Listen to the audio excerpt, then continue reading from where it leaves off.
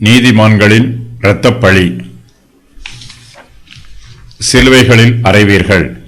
ஆகையால் இதோ தீர்க்கதரிசிகளையும் ஞானிகளையும் வேதபாரகரையும் உங்களிடத்தில் அனுப்புகிறேன். அவர்களில் சிலரை கொன்று சிலுவைகளில் அறைவீர்கள். சிலரை உங்கள் ஆலயங்களில் வாரினால் அடித்து ஊருக்கு ஊர் துன்பப்படுத்துவீர்கள்.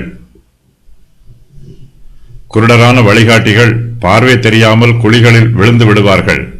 இந்த வழிகாட்டிகளை பின்பற்றுகிறவர்களும் குழிகளில் விழுவார்கள். குருடர்களை பின்பற்றும் எருசலேமுக்கு என்ன சம்பவிக்கும் என்று இயேசு கிறிஸ்து இங்கு விவரித்து கூறுகிறார். இயேசு தமது கிருபையை அவர்களுக்கு தொடர்ந்து வெளிப்படுத்துகிறார்.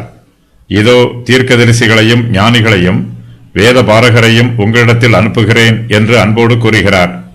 வேதபாரகரும் பரிசேயரும் தீர்க்கதரிசிகளை கொலை செய்திருக்கிறார்கள். அப்படிப்பட்டவர்கள் மத்தியில் இனிமேல் இயேசு கிறிஸ்து தீர்க்கதரிசிகளை அனுப்ப மாட்டார் என்றுதான் ஜனங்கள் பொதுவாக நினைப்பார்கள். ஆனால் இயேசு கிறிஸ்துவோ தீர்க்கதரிசிகளை உங்களிடத்தில் அனுப்புகிறேன் என்று கூறுகிறார். அவர்கள் மனம் திரும்புவதற்கு மறுபடியும் ஒரு வாய்ப்பை கொடுக்கிறார். இனிமேலும் அவர்கள் தீர்க்கதரிசிகளுக்கு செவி கொடாமற் போனால் அவர்களுடைய பாவங்கள் மன்னிக்கப்படாது. தீர்க்கதரிசிகளை இயேசு கிறிஸ்துவே அனுப்புகிறார். தமது தெய்வீக அதிகாரத்தை இதன் மூலமாக வெளிப்படுத்துகிறார். தீர்க்கதரிசிகளை அனுப்பும் அதிகாரமும் அவர்களுக்கு தீர்க்க தரிசன வரங்களை கொடுக்கும் அதிகாரமும் இயேசு கிறிஸ்துவிடம் உள்ளது.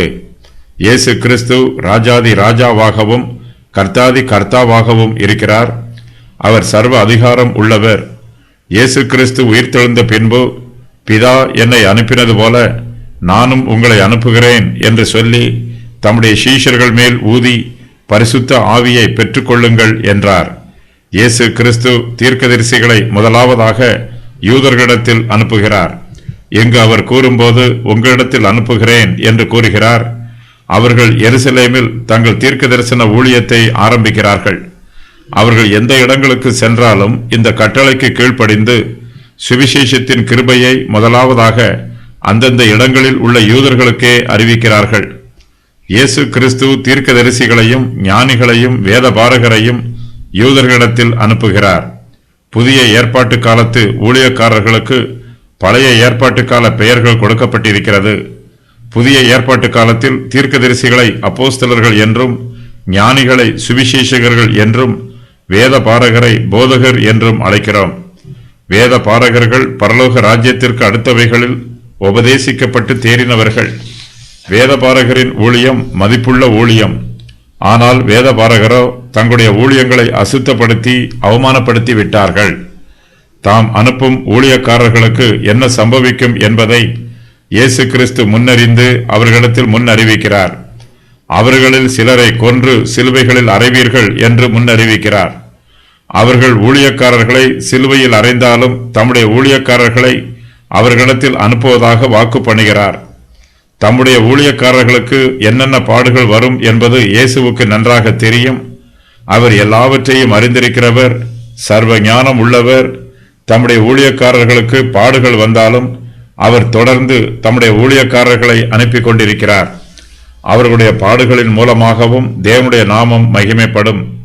ஊழியக்காரர்கள் பாடுகளை அனுபவிப்பார்கள் என்பதற்காக இயேசு கிறிஸ்து அவர்களை அனுப்புவதை நிறுத்திக் கொள்வதில்லை. அவர்களை தொடர்ந்து அனுப்புகிறார். ஊழியக்காரர்கள் இரத்த சாட்சிகளாக மரித்தாலும் அவர்களுடைய ஊழிய ஸ்தானங்களுக்கு புதிய ஊழியக்காரர்களை அனுப்புகிறார். எந்த பாடுகளும் உபத்திரவங்களும் இயேசு கிறிஸ்துவின் ஊழியத்தை தடை பண்ண முடியாது. இயேசு கிறிஸ்துவின் ஊழியக்காரர்களில் சிலரை அவர்கள் கொன்று சிலுவைகளில் அறைவார்கள். பரிசேயர்கள் சாதாரண இரத்தத்தினால் திருப்தி அடைவதில்லை.